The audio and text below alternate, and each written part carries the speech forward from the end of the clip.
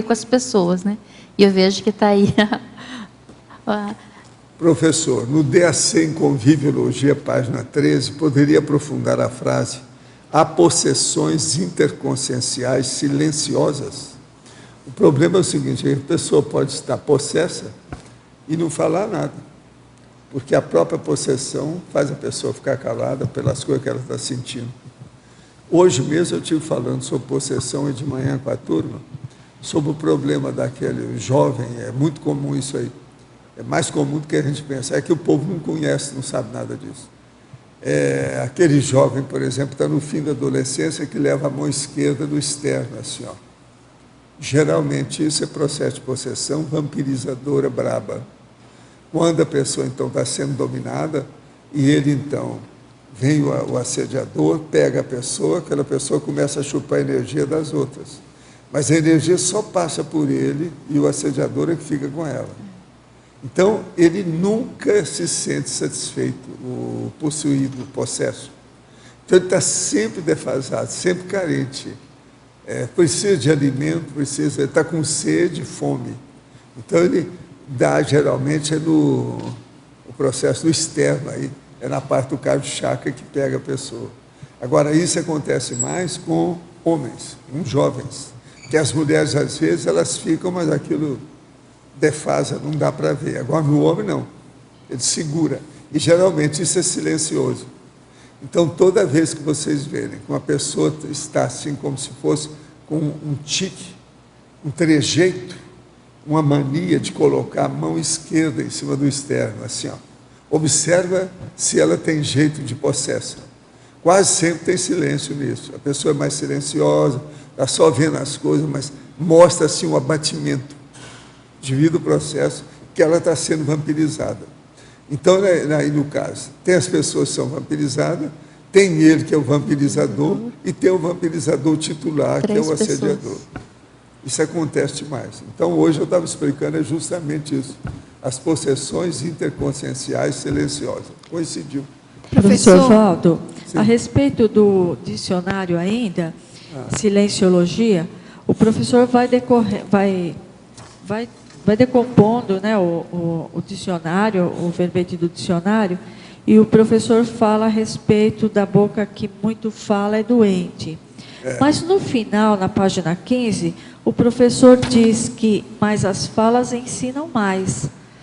O professor poderia explicar como é que o professor fez? Todos precisamos de silêncios e de falas, mas as falas ensinam mais, porque a pessoa explicita, ela fala, o silêncio não fala. Então, o problema nosso é ver o que você faz com o seu silêncio e o que você fala com as suas palavras orais, verbais, faladas, comunicadas. Há silêncios inconvenientes até entre os intermissivistas. Por exemplo, o tertuliano permanentemente calado durante as tertúlias, dia após dia. É aquilo lá, ó, da recomendação. Esse pode ser o silêncio pusilânime ou até antidoador. É aquela pessoa que não quer doar nada, segura tudo. Então, ele é fechadão, mão de vaca. Agora, aqui, ó, eu vou acrescentar ainda um mega pensando, que é o seguinte: Tares, falar verdades. Isso é um mega pensando, para chamar a atenção aí do caso, aí no fim eu vou pôr isso. Sim. Com relação o assunto anterior, né, da possessão, isso é mais fácil devido a determinadas personalidades ou não tem nada a ver? A questão a facilidade de alguém ser mais propício a isso? É a pessoa que é pusilânime, que ela é débil, frágil, fraca, entende? Geralmente é um temperamento desse nível. Então, ela recebe uma canga do assediador que se transforma com o tempo em possessor. Agora, esse tipo de pessoa que é vampirizadora, é muito difícil conviver com esse povo. Você não se sente bem. As pessoas chegam e vê a pessoa e cai fora, não fala nada, não entendeu tudo, porque ela sente que tem alguma coisa que aconteceu com ela não sabe o quê. Agora, tem gente que sente dor de cabeça, dá enjoo, você está entendendo? Quando chega perto da pessoa. Porque ela é um dreno, ela fica drenando todo mundo, fica chupando tudo. E tem como ajudar uma pessoa assim? Sim, é o trabalho aí é arco voltaico, dá um jeito de cortar o plug, sabe? Arranjar uma tesoura e cortar o plug. Sim, mas discretamente, sem a pessoa saber, porque muitas vezes ela não aceita. Não, você né? tem que saber aí, o processo agora é a sua competência. Competência de desassediador ou despossessor. Vocês, quando passar pela segunda dessoma, vão ser despossessor, vão ser desassediador, vão ser exorcista, vão ser, entende? Fazer desobsessão. Pôr na TENEPS resolve? Como é que é? Pôr na TENEPS a pessoa... Não, ajuda, né? Mas é preciso ver, né? Cada caso tem que examinar. Cada caso. Isso aí não é fácil. Agora, quase sempre, os casos que ocorrem mais, que eu já vi na minha vida, é jovem, já no fim da adolescência, às vezes muito querido pela família, tudo isso, às vezes muito simpático. Eu já vi até superdotado assim. Agora, o negócio não é fácil. Outra coisa, a maioria das pessoas são ignorantes sobre essa realidade. Então, ela sofre o processo sem saber nada. Mas, desde professor... o processo até os outros que são vampirizados. Ninguém viu o que aconteceu. E fica por aquilo. Agora, com o passar do tempo, a pessoa vai ficando isolada, porque ninguém chega perto dela, não sabe por quê. Que é alguma coisa. Professor, mas é que ali é um dreno, está chupando o cosmos.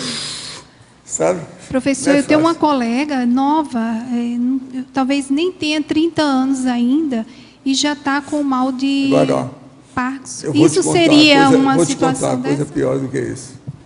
Eu já vi um cachorro que estava possesso, e ninguém sabia o que era. Eu tirei o possessor da história, o cachorro melhorou. Mas melhorou assim, de uma maneira absurda. Está entendendo? Todo mundo percebeu. Assim, qual a doença desse cachorro? Ele estava assediado. Porque os cachorros, os bichos, principalmente bicho grande, de 4 patas, eles podem ser assediados e criar problema para muita gente. Agora, esse cachorro foi impressionante. Porque a hora que eu tirei, mudou a personalidade do cachorro. Professor, e pode causar o mal de Parkinson? Como é que é? Pode causar o mal de Parkinson? Não, pode causar até a dessoma, né? O que acontece mais, né? Mata a pessoa. É o macro-pecado destrutivo. Mal de Parkinson é coisa à toa. O negócio é... Mas é possessão também, assim, quando é muito cedo, a pessoa pode, com 20 e pouco para 30? Que às vezes era o locus da menor resistência da pessoa. Aquilo, então, piorou, ampliou o processo da comorbidade, entende? Então, a doença aumentou, porque a pessoa tinha uma predisposição. Às vezes pode. Aí é preciso ver o problema da idade, condições nesse sentido, então, há série de fatores, tem que ver. Professor, aqui, retomando essa questão, você comentou hoje de manhã, mas é para recapitular e entender um pouco melhor também.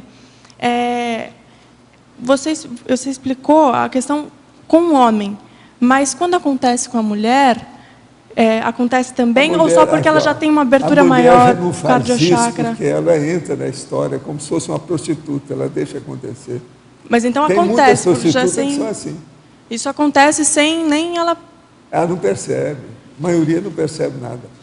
Agora, por exemplo, na questão do homem, não, porque às vezes ele para pensar, ele vê que está sofrendo alguma coisa, se queixa para o papai e a mamãe. Ele se questiona um pouco mais sobre isso. É diferente. Tá, entendi. Agora, a mulher nem sempre é assim, porque a mulher, ela já é exibicionista, tem uma opção de coisa, isso aí muda um pouco.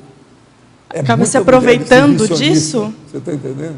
A mulher acaba se aproveitando dessa condição? Não, não aproveita, porque isso aí não é bom. Não é bom. Mas para o exibicionismo. Procura superar a situação, melhorar, entendeu? Então ela vê, por exemplo, que ela está sendo repelida, você sabe. Uma das piores coisas que as mulheres reagem, braba, é quando tem alguém que repele, que dá o contra, somente homem. Então, como essas coisas ocorrem com a mulher, ela reage.